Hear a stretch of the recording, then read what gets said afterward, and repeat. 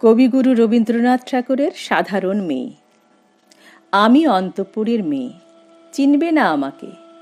তোমার শেষ গল্পের বইটি পড়েছি শরৎবাবু, বাসি ফুলের মালা। তোমার নায়িকা এলোকেশীর মরণদশা ধরেছিল ৩৫ বছর বয়সে। ২৫ বছর বয়সের সঙ্গে ছিল তার রেশারেশি। দেখলেম তুমি মহোদশায় বটে, জিতিয়ে দিলে তাকে। নিজের কথা বলি, বয়স আমার অল্প, একজনের মন ছুঁয়েছিল আমার এই কাঁচা বয়সের মায়া, তাই জেনে পুলক লাগতো আমার দেহে। ভুলে গিয়েছিলেম অত্যন্ত সাধারণ মেয়ে আমি। আমার মতো এমন আছে হাজার হাজার মেয়ে, অল্প বয়সের মন্ত্র যাদের যৌবনে। তোমাকে দোহাই দিই, একটি সাধারণ মেয়ের গল্প লেখো তুমি। বড় দুঃখ তারও স্বভাবের গভীরে অসাধারণ যদি কিছু তলিয়ে থাকে কোথাও, কেমন করে প্রমাণ করবে সে? এমন কজন মেলে যারা তা ধরতে পারে? কাঁচা বয়সের জাদু লাগে ওদের চোখে, মন যায় না সত্যের খোঁজে। আমরা বিকিয়ে যাই মরীচিকার দামে। কথাটা কেন উঠল তা বলি। মনে করো তার নাম নরেশ। সে বলেছিল কেউ তার চোখে পড়েনি আমার মতো। এত বড় কথাটা বিশ্বাস করব যে সাহস হয় না, না করব যে এমন জোর কই। একদিন সে গেল বিলেতে। চিঠিপত্র পাই কখনো বা। মনে মনে ভাবি, রাম রাম, এত মেয়েও আছে সে দেশে, এত তাদের ঠেলাঠেলি ভিড়, আর তারা কি সবাই অসামান্য? এত বুদ্ধি, এত উজ্জ্বলতা, আর তারা সবাই কি আবিষ্কার করেছে এক নরেশ সেনকে, স্বদেশে যার পরিচয় চাপা ছিল 10-এর মধ্যে। গ্যালোমেলে চিঠিতে লিখেছে লিজির সঙ্গে গিয়েছিল সমুদ্রে নাইতে।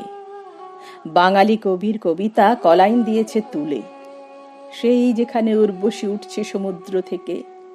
তারপরে বালির পরে বসল পাশাপাশি।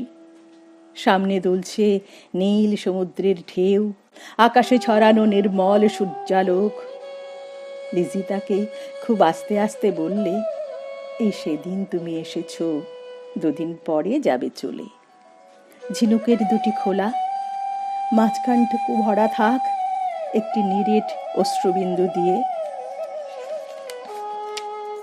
দুর্লভ মূল্যহীন কথা বলবার কি অসামান্য ভঙ্গি। সেই সঙ্গে নরেশ লিখেছে, কথাগুলো যদি বানানো হয় দোষ কি, কিন্তু চমৎকার। হিরে বসানো সোনার ফুল কি সত্য, তবু কি সত্য নয়? বুঝতেই পারছো, একটা তুলনার সঙ্গে তোর চিঠিতে অদৃশ্য কাঁটার মতো আমার বুকের কাছে বিঁধিয়ে দিয়ে জানায় আমি অত্যন্ত সাধারণ মেয়ে। মূল্যবানকে পুরো মূল্য চুকিয়ে দিই এমন ধন নেই আমার হাতে। ওগো, না হয় তাই হলো, না হয় ঋণী রইলেম চিরজীবন। পায়ে পড়ি তোমার, একটা গল্প লেখো তুমি শরৎবাবু, নিতান্ত সাধারণ মেয়ের গল্প। যে দুর্ভাগিনীকে দূরের থেকে পাল্লা দিতে হয় অন্তত 5-7 জন অসামান্যার সঙ্গে, অর্থাৎ সপ্তরথিনীর মার। বুঝে নিয়েছি আমার কপাল ভেঙেছে, হার হয়েছে আমার, কিন্তু তুমি যার কথা লিখবে তাকে জিতিয়ে দিও আমার হয়ে। পড়তে পড়তে বুক যেন ওঠে ফুলে, ফুলচন্দন পড়ুক তোমার কলমের মুখে। তাকে নাম দিও মালতী। ওই নামটা আমার, ধরা পড়বার ভয় নেই। এমন অনেক মালতী আছে বাংলাদেশে, তারা সবাই সামান্য মেয়ে। তারা ফরাসি জার্মান জানে না, কাঁদতে জানে। কি করে জিতিয়ে দেবে? উচ্চ তোমার মন, তোমার লেখনী মহীয়সী। তুমি হয়তো ওকে নিয়ে যাবে ত্যাগের পথে, দুঃখের চরমে, শকুন্তলার মতো। দয়া করো আমাকে, নেমে এসো আমার সমতলে। বিছানায় শুয়ে শুয়ে রাত্রির অন্ধকারে দেবতার কাছে যে অসম্ভব বর মাগি, সে বর আমি পাবো না, কিন্তু পায় যেন তোমার নায়িকা। রাখো না কেন নরেশকে 7 বছর লন্ডনে, বারে বারে ফেল করুক তার পরীক্ষায়, আদরে থাক আপন উপাসিকা মণ্ডলীতে।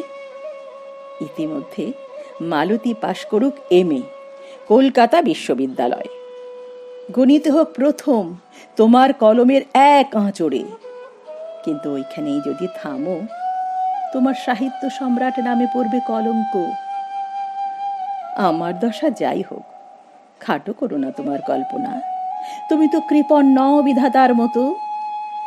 মেয়েটাকে দাও পাঠিয়ে রোপে।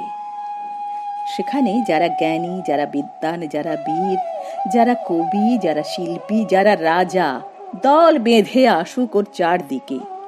জ্যোতির্বিদের মতো আবিষ্কার করুক ওকে, শুধু বিদুষী বলে নয়, নারী বলে। ওর মধ্যে যে বিশ্ববিজয়ী জাদু আছে, ধরা পড়ুক তার রহস্য।